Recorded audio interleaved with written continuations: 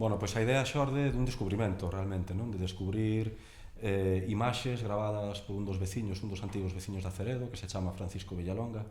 El tiña grabado os últimos 4 anos de vida da aldea antes de que quedara cuberta polo encoro de Lindoso, en Portugal, non?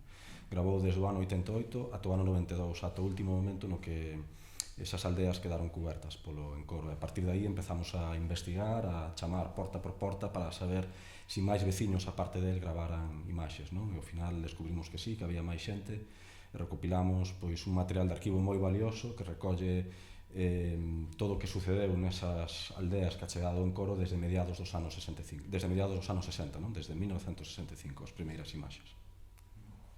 O que importa é, sobre todo, o especular, de alguna maneira, non? E, bueno, si son vítimas dunha especulación, a zona é vítima desa especulación, e a tristeza que hai nesa zona é produto dunha especulación que se fixo, non? Si. E a atitude deles tamén é a atitude de gravar, incluso o feito de deixar testemunha de maneira doméstica coas cámaras que tiñan tamén é un feito político, non? Si, todo o que facemos é política, non?